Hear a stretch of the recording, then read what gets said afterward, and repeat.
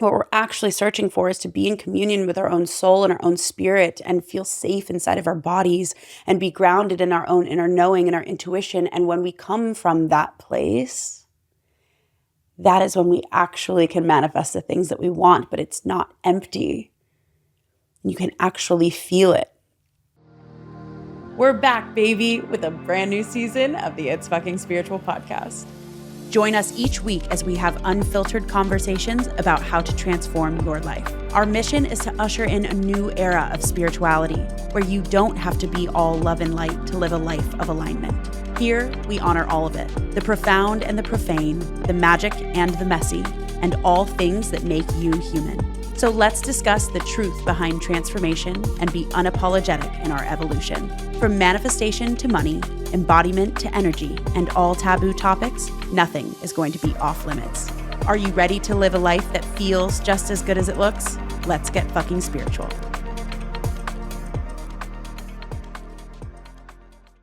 Hey, what's up, guys? And welcome back to another episode of the It's Fucking Spiritual podcast. I am so excited for today because it is our first episode back in season 2, just you and me hanging out and getting to chat like old times. This feels so nostalgic and so much fun, except for this time we are on video. And for today's episode and topic, I had to choose the topic that is the most alive for me in my life because it is the path that I personally have walked over the last year. And I feel to my core that it is the missing link to a lot of the manifestation content out there, a lot of the self-development industry content out there.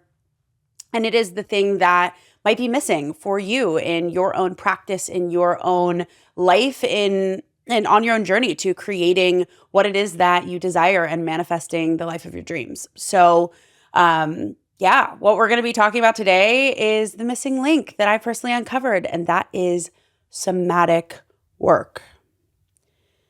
I mentioned this on episode 2 and that we would be diving deep into this together on this season in the work that I teach, in programs that are coming out, because it is really the biggest key and ticket that I found in healing my own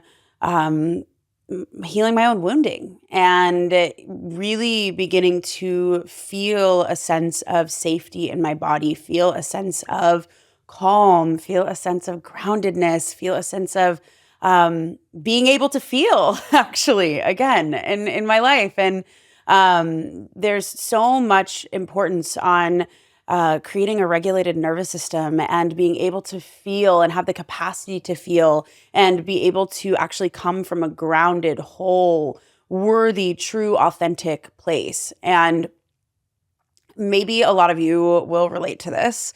And maybe on your journey, you'll relate to a little bit of what I feel is really alive in the collective right now. And that is you're here because you've probably done a lot of the stuff. You've probably, you know all of the things to do, right? You're here for a reason. You're here because you are walking a spiritually led life. You are wanting to change your life. You probably follow a lot of the manifestation principles. You've probably made the vision board.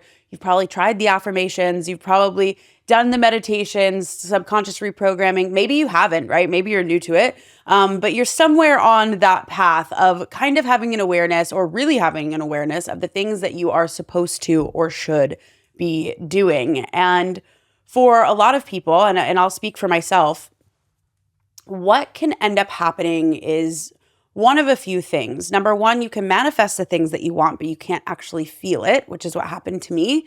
2, you might be taking 2 steps forward, 1 step back, feel like you're making some progress, and then you self-sabotage again. You find yourself still repeating some of the same patterns, which also happened to me too. And or you feel like you know all the things to do, you can't get yourself to do them. You feel stuck. You feel maybe angry at yourself because you know what you should do and yet you can't get yourself to do it. And it's typically one of those 3 things that often can happen when you find a lot or follow a lot of the manifestation guru style content. And here's the thing. Y'all, here's the thing. When your nervous system is stuck in a fight or flight state, when you don't have the safety in your body, when your nervous system isn't expanded enough to actually hold the thing that you're calling in, it's going to be really challenging to actually manifest the thing because the body doesn't feel safe. And so no matter what, you can do all of the different subconscious reprogramming. You can do all of the different meditations. And while those things are right and true and amazing and helpful tools, and I myself use and teach them, they're only 50% of the puzzle. Because you're only working in the mind trying to override the limiting beliefs rather than feeling and sensing what is alive in your body, working from that space and allowing yourself to release the emotions, to release the stored trauma, to move through the things that are blocking you and actually repattern what it is that you are calling in and repattern the safety inside of your nervous system. So I hope this is resonating with you. And I can go a little bit more into the story of how I did this for myself and also what this means and why this matters. I have my computer right here because speaking of nervous system, allowing it to be flowy, allowing it to be easy, allowing it to be regulated. You guys, I sat down and I recorded this episode last week and I'm still getting used to having the lights in my face, having the cameras in my face, being in this set, and also like sitting here staring into a camera, just talking to you, but nobody else is around because when I don't have a guest, I don't have a producer here. So it's literally just me, me sitting here like, woo, just hanging out. And I tried to like sit in front of the camera and record this last week. And I had like notes because this is a little bit more of a information heavy episode. And I have my computer right here and I'm like trying to look at it and look at you. And it just was like, it just didn't feel good in my nervous system. And here's the thing, I'm just not available for doing anything that's not easeful to my system. So I have notes right here because you guys know we do it messy and this is easier for me. So yeah, the thing is, when you've done all the things, when you've tried all the stuff and you still can't manifest the thing, what ends up kind of happening is you get the thing, you lose it. You feel like you're trying to do, like there's not enough hours in a day. You're constantly heightened. You're trying to do all of the stuff, go, achieve. And then we live in this culture that's like a comparison and looking outside of ourselves for the answers and looking at what other people have and they manifested all this stuff. And yet, how did they do it? And then there's this comparison trap.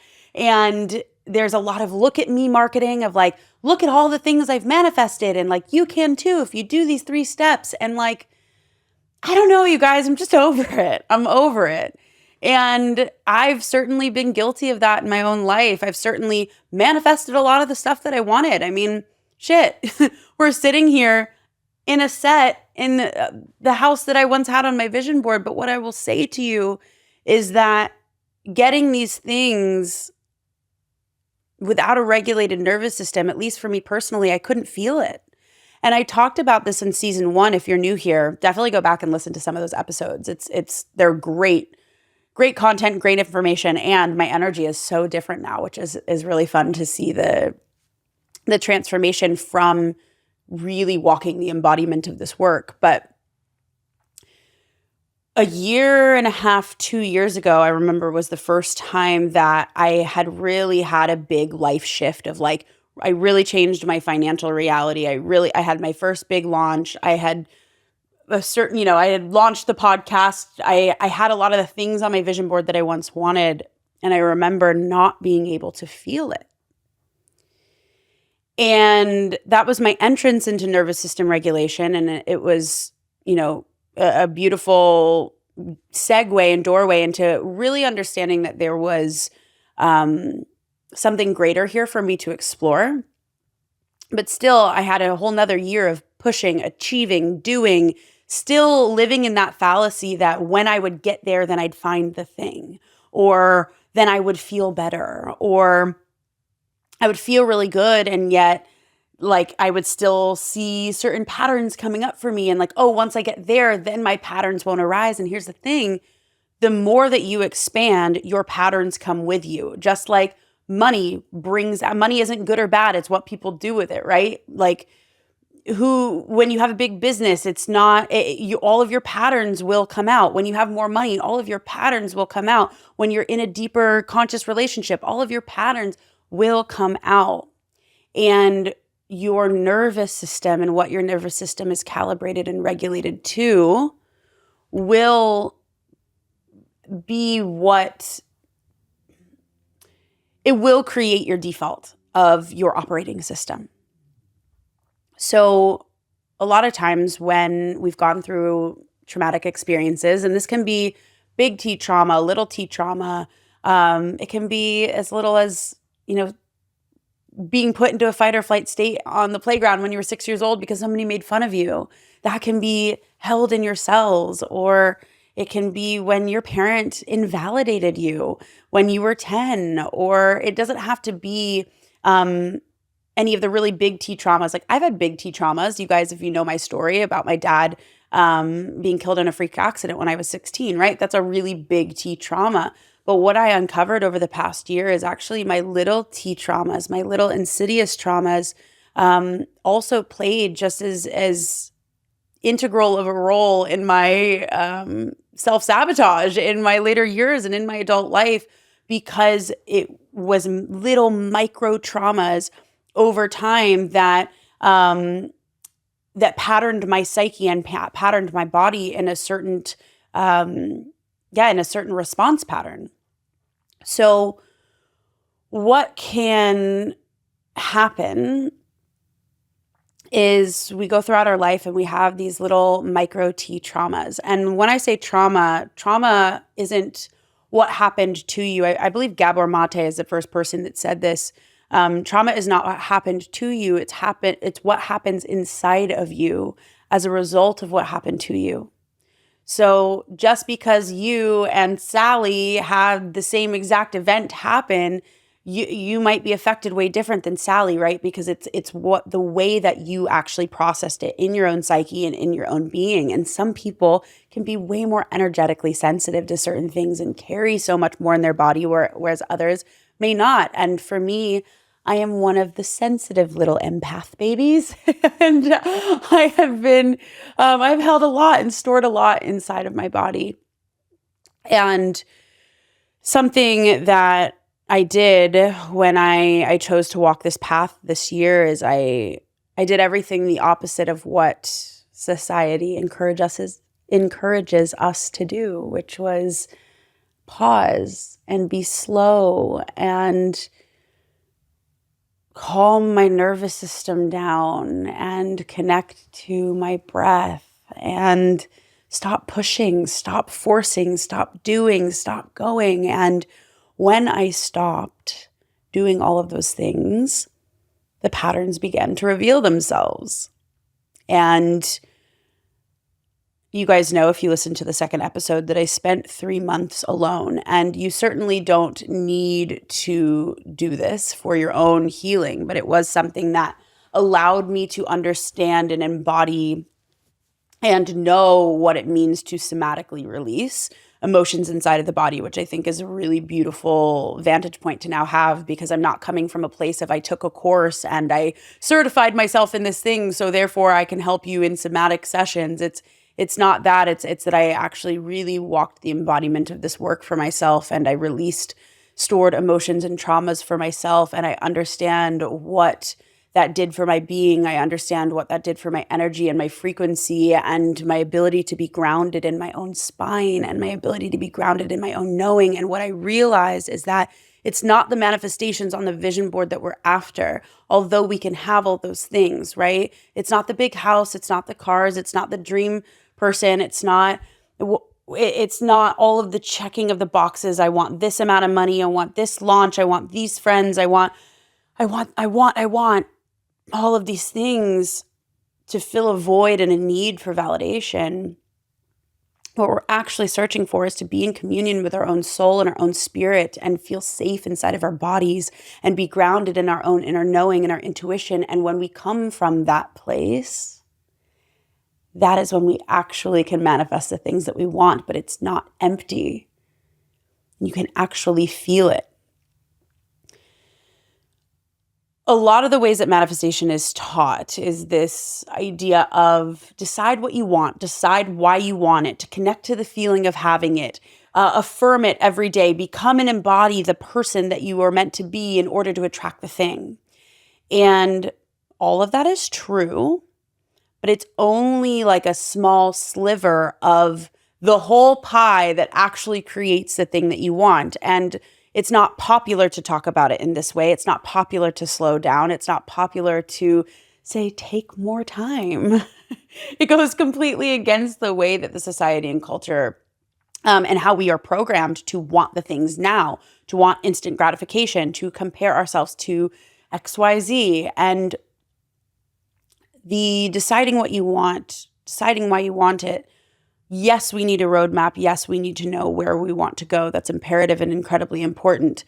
The connecting to the feeling of having it. I wanted to touch on that idea because I don't know about you, but something that was really challenging for me in implementing this work was I would have such a hard time connecting to the feeling. I could see it in my mind. I could visualize the thing that I wanted. I could do the vision board. I could look at the Pinterest. But to actually viscerally feel what it would feel like to have that money, to be in that relationship, like I could feel glimpses of it, but I always felt really blocked to actually being able to like really connect to the feeling. And maybe that's you. Maybe you resonate with that. Maybe you don't. Maybe you're like, I can totally connect to the feeling.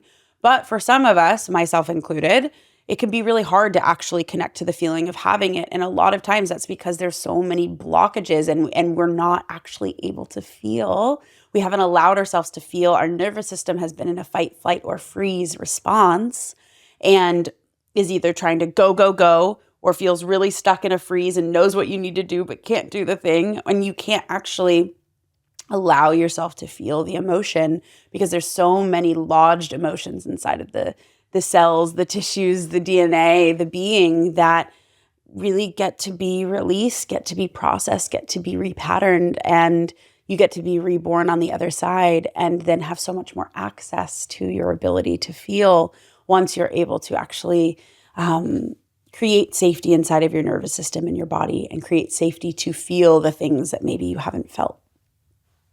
So, my trusty notes. I'm really going off of the notes completely. I'm like, where even are we? Yeah.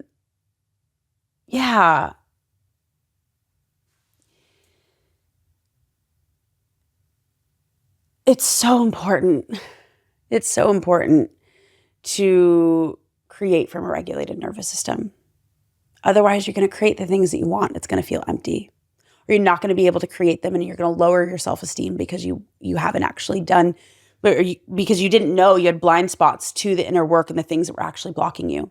So a lot of you listening to this, you're highly self-aware. You probably know your stories. You probably know why you are the way you are. You could explain it. You could say, oh, well, yeah, when I was 6 years old, this thing happened. But you know the things. You've done the journaling. You've done the limiting beliefs work. You're aware of what your money patterns are. You're aware of what your relational patterns are. And yet they still keep happening. They still keep happening. Why is that? Because no amount of subconscious reprogramming is going to override the body's response. It's not going to override the response. If the body doesn't feel safe, it's going to default to what it knows. And so how do we rectify this? How do we start walking the path of becoming embodied? Of releasing stored emotions somatically, of repatterning the nervous system for safety. Now I need my notes. There's a process that I'm going to be beginning to teach in my future programs. I'm actually going to be creating a 6-week somatic embodiment releasing stored emotions course where I'm going to take you guys through it live. So if you want more information, sign up for my newsletter in the show notes because you will be the first to know when that goes live. But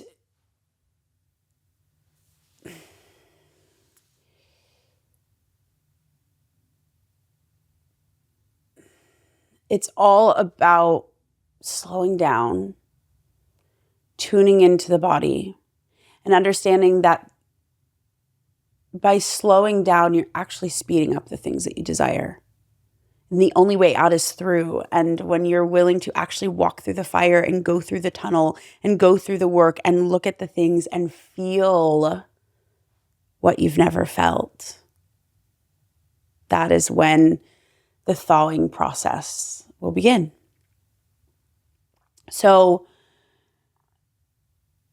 the point of doing this somatic work is to not know your stories, right? It's not just to be able to explain what your limiting beliefs are. That's what a lot of the self-development world is, right? It's like, explain your limiting beliefs so you know what they are, have awareness of the pattern, write all of the things that you believe about money now, and then write what your new belief is going to be. And it's like, that's great for awareness, but it doesn't actually repattern the system. And so it is cultivating an awareness of not just what the story, not the stories, but the bodily sensations and the feelings that exist inside of the body, and beginning to go into the sensations that it is that you're feeling. Because the beautiful thing about somatics and somatic release is that you don't need to know the first memory or the first time something happens. You don't need to know the story. Because what happens to us, is completely patterned in our body. Our body remembers every single thing, every single experience that we've ever had. And it creates certain postures inside of our body. And a lot of times the limiting beliefs that you might have in your mind are actually informed by the body's feeling of unsafety. Unsafety? Yeah, unsafety. So the whole point of doing this work is to cultivate a resiliency within yourself, cultivate a resilient nervous system, cultivate and expand your capacity for what it is that you can hold, so that you actually can hold the bigness that you're calling in, if that's what you're calling in. So you actually can feel safe in the slowness of your life if you want to live in your soft girl era, right? Like, so you can actually feel safe in your body and being to manifest the life that you desire. Not just because you're over programming it in your mind, but because your body now feels safe, it feels held, it feels known, it feels good. And you actually can feel your experiences. You can feel the whole spectrum and full range of your emotions. And you can create from the place of knowing that you've got you, and that you are safe, and that you are whole, and that you are held. When you come from that place of wholeness and stillness and rootedness inside of your own being, nothing can sway you.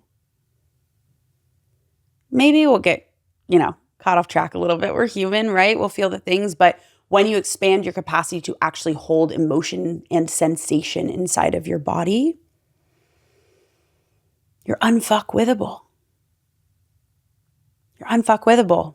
You actually can create from a really grounded, whole, and free place. So I want to give you guys a step-by-step process that I will be creating in this, or I will be teaching inside of this course. Something that I didn't mention is when I did this for myself in the 3 months that I spent in isolation completely alone. Afterward, I did a 4-month somatic embodiment trauma-informed certification so that I could coach on this and so that I could teach this. And it was so profound for my own healing to go into this myself, and then also for to be able to take this course and to be able to teach all of you. And the last thing that I want to say about this is I am offering some somatic embodiment one-on-one call session packages. So if you desire to do one-on-one somatic embodiment calls with me, I'm going to be just taking a few people over the next month or so. DM me the word somatic and I will get back to you and we will chat about what that looks like. But the 5-step process to repattern the body and reparent the psyche. Number 1, slow down. Slow down. Stop rushing, stop pushing, stop going. Give yourself the space to be, even if just for a moment, even if just in a session, even if just for 10 minutes, slow down. Step 2, cultivate an awareness of your body sensations. So you're going to do a body scan. That's one of the things you can do. Scan your body from head to toe. Starting at the top of your head, down through your jaw, relaxing your jaw, relaxing your shoulders, scanning through your chest, your torso, noticing any bodily sensations, warmth, tingling, tightness. Just noticing it without judgment, allowing it to be there, and scanning all the way through your seat, bottom of your legs, feeling your seat on the chair, feeling how you're held up and so supported, and out through the ground. So that would be a somatic practice. We just kind of did that together really quickly. It would be a lot slower if we did it together in a session, but cultivating the awareness and noticing the sensations inside of the body is step 2. Step 3 is witnessing it with loving awareness, witnessing whatever it is that's coming up for you. If you're noticing a tightness in your shoulders, can you breathe into that space? If you're noticing a churning in your belly, can you see it and witness that without going into story? Can you witness with loving awareness? Can you witness yourself in any emotions that are coming up, in the slowing down, in the noticing? Step 4, you're going to feel the emotion that comes up. If there is emotion that comes up, if there's no emotion that comes up, also allow that to be perfect. Can you allow that to be perfect? And I'm kind of sharing this with you on the podcast right now, very quickly and in a high-level overview. We're not actually doing it right on this show, but to give you a little bit of a framework of like, what even is that? What does that even look like? What tends to happen is when you begin to get into the body, oftentimes you might find that you've been out of the body for a really long time. At least that was the case for me. And the more that we go and feel into what is alive and breathe into that space, and you're held in a safe container, like how I was held in mine,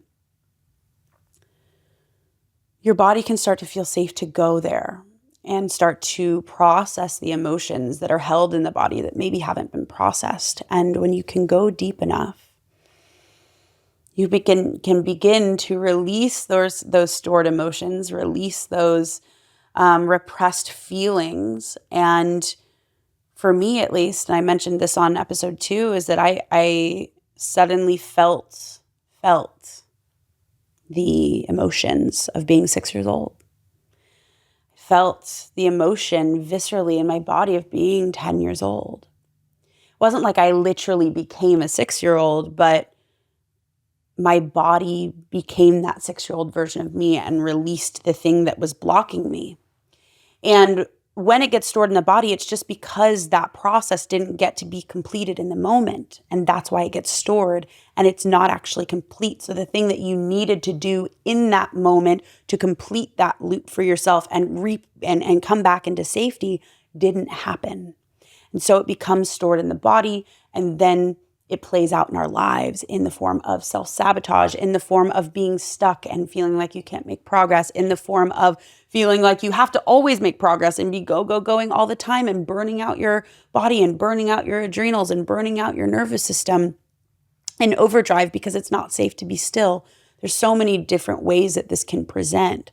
But when you actually slow down and allow yourself to go into somatic work, what you'll find is typically there may be a lot there for you to feel and to release and let go of. And what's beautiful, and I think also something I want to share too, when you walk on this journey, I think a lot of the fear, people, myself included a little bit, can have a fear of, but what if I start feeling that thing and I start crying and I never stop crying? Or what if it spirals me downward into a deep depression? Or what if,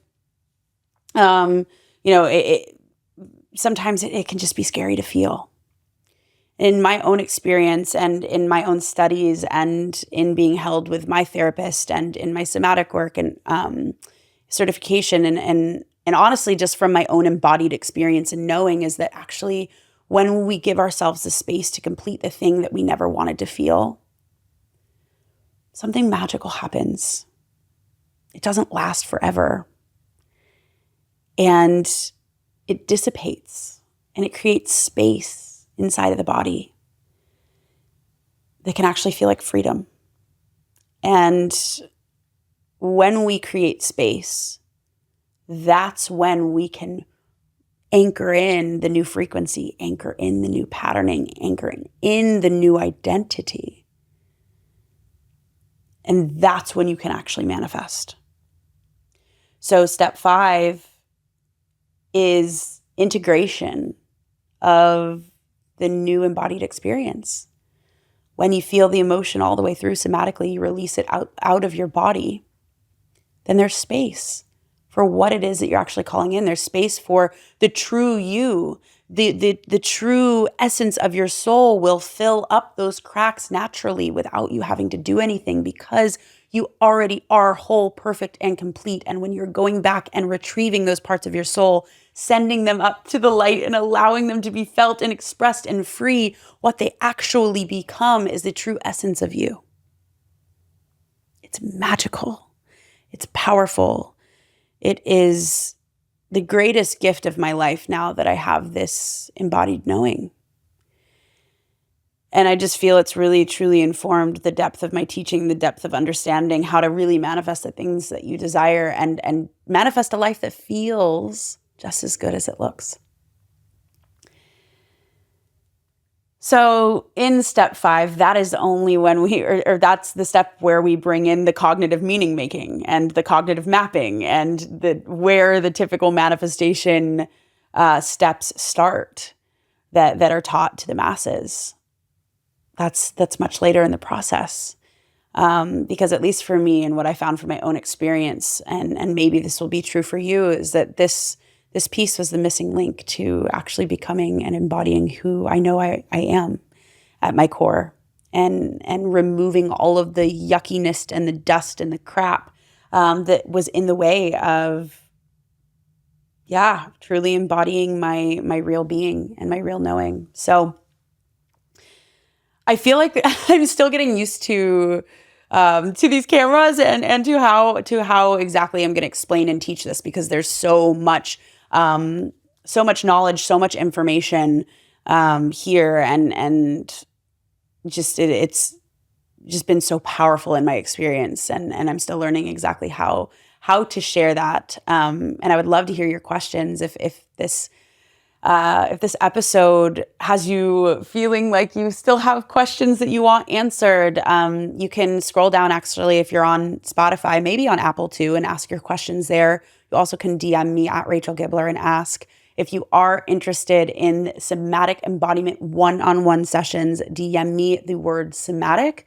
And if you're interested in doing the group program that I'm going to be running in March, sign up for the newsletter below, and we'll make sure that you are the first to know when we are going live with all of those things. So I love you guys. I'm so excited to be be teaching and guiding and living from this new embodied experience. And we're always on the path together. So as I continue to learn and grow and expand in my own knowledge, I will always be giving and revealing that to you. And hopefully this gave you a little bit of more information in how you can walk this path for yourself in your own life, and how maybe allowing yourself to feel and slow down and be with your system is exactly what you need to continue to create the life you desire. So I love you. Please like, comment, rate, subscribe this to this podcast, to this YouTube. And yeah, I love you guys so much, and I'll see you in the next episode. Thank you for listening to the It's Fucking Spiritual podcast. I am so glad that you're here. And if this episode resonated with you, I invite you to share this with a friend that you feel needs to hear it.